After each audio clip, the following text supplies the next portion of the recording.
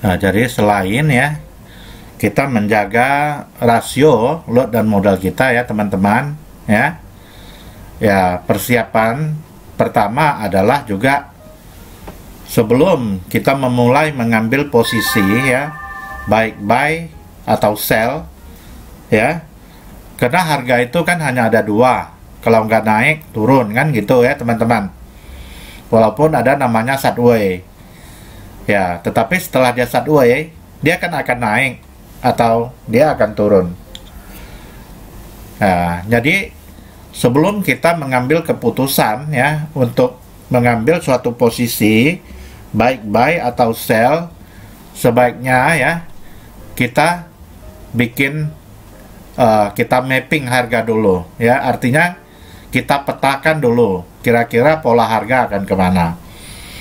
Nah, jadi di sini ya saya akan masuk ke materi cara memetakan harga ya teman-teman ya. Tadi sudah kita jelaskan tentang indikator ya, sekarang saya nggak jelaskan lagi. Kalau saya ya teman-teman, sebelum saya mengambil keputusan untuk entry, saya selalu melihat dulu di H4 ya, karena saya adalah day trade ya. Jadi teman-teman ya, bagaimana cara kita melihat ya bahwa market itu hari ini akan kemana, akan naik atau turun. Kan hanya ada dua pilihan kita, apakah kita buy atau sell ya. Tentu saja buy dan sell itu ya kita harus melihat dia di time frame juga ya. Jadi kalau saya day trade, saya selalu mengambil ya mayor trendnya itu adalah di H4 ya. Ini H4 ya teman-teman ya. H4 adalah kita untuk menentukan bahwa sekarang tren ini lagi naik atau tren ini lagi turun ya. Sekarang kita lihat ya dengan menggunakan Bollinger Band ya. Nah, jadi Bollinger Band ini juga kita padukan ya dengan osilator, termasuk di sini adalah MACD ya. Saya sangat suka menggunakan MACD ini teman-teman, karena trennya cukup jelas. Jadi contohnya begini ya teman-teman ya.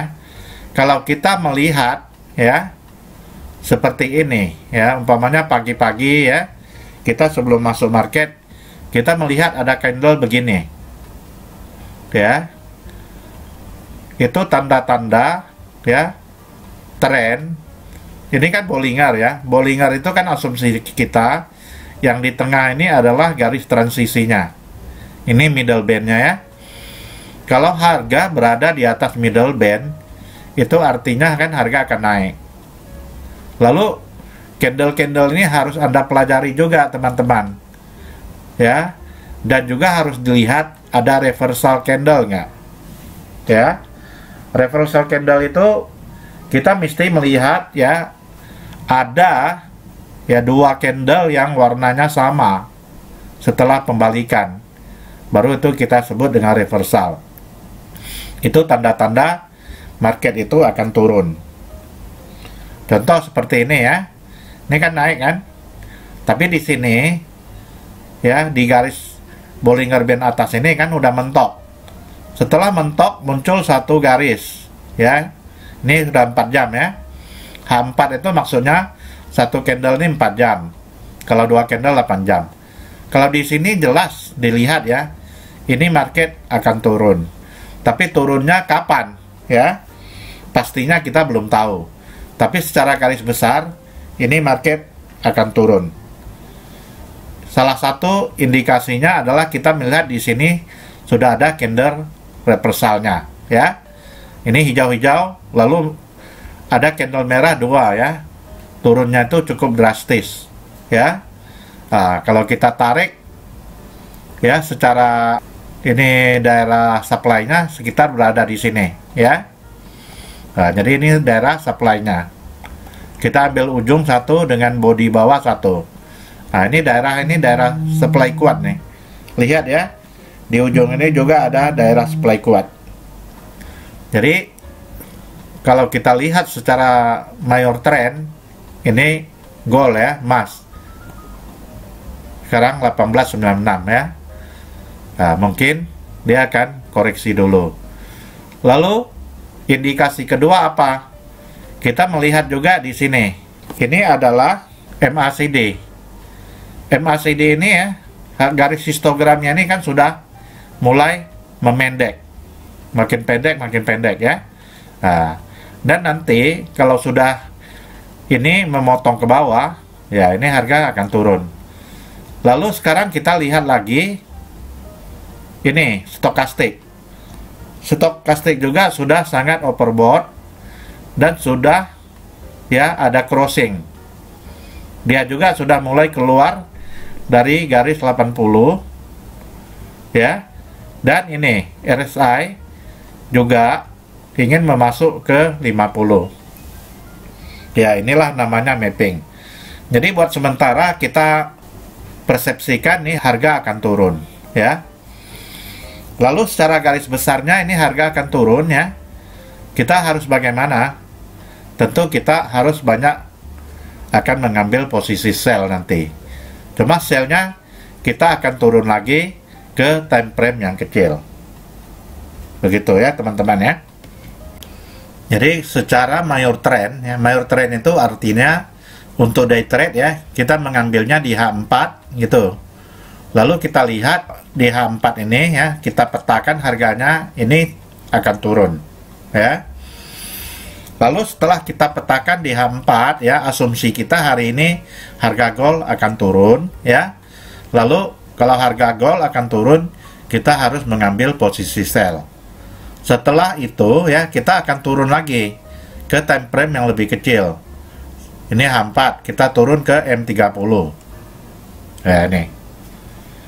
Jadi untuk teman-teman ketahui ya, nah disinilah nanti kita akan mengambil suatu posisi sell ya, tapi bukan sekarang ya, karena kalau sekarang ya, kalau sekarang itu harga sudah di bawah. Kalau kita ambil sell ya, kira-kira ini harga nanti tidak lama lagi akan koreksi dulu ke atas ya, dia akan membentuk garis zigzag lagi ya. Ya, umpamanya dia turun ke sini, nanti naik ke sini, baru dia turun ke sini ya. Saya ambil contoh begini ya teman-teman ya. Nah, mungkin dia nanti harga akan ke sini dulu. Nanti setelah itu ya, ini ya saya kasih gambarnya mungkin begini ya.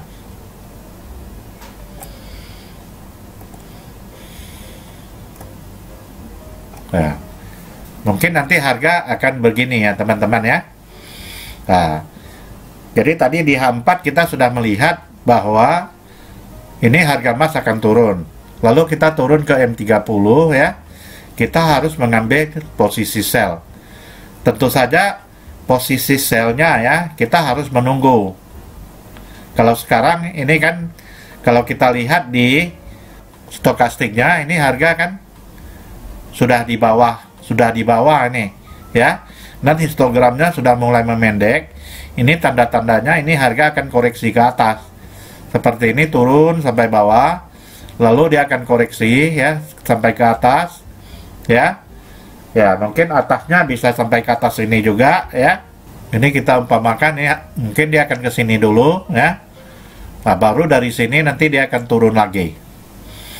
Jadi harga selalu begitu ya, dia turun, nanti dia ada koreksi. Walaupun dia itu trennya itu adalah tren turun.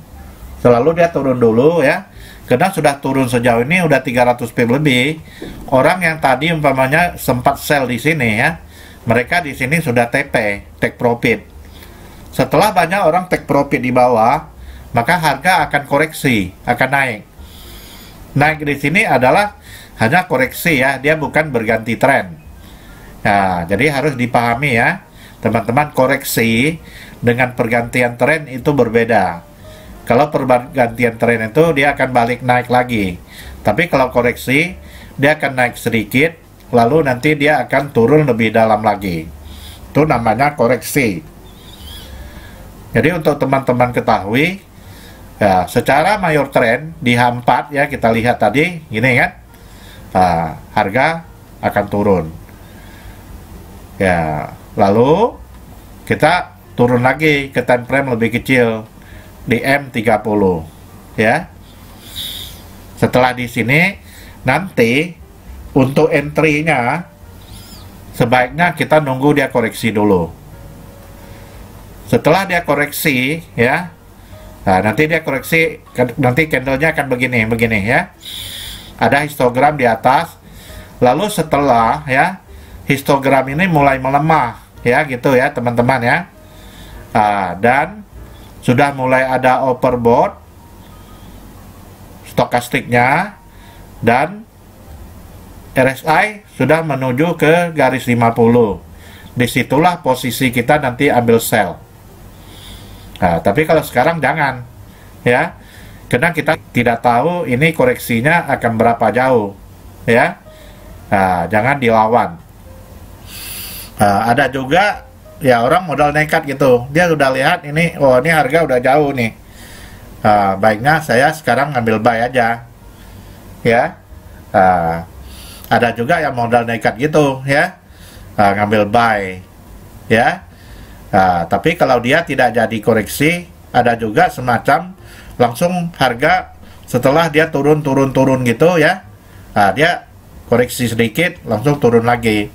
Kalau kita langsung ngambil buy, ya kita bisa terjebak ya, nanti salah gitu. Seharusnya kita sell. Itu caranya kita mempersiapkan diri. Kita telah memetakan harga. Jadi teman-teman jangan langsung buka laptop, buka handphone, langsung ambil posisi, jangan ya.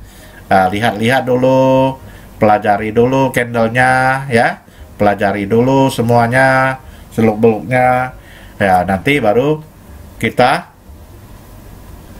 ambil keputusan mau buy atau mau sell. Begitu ya teman-teman ya.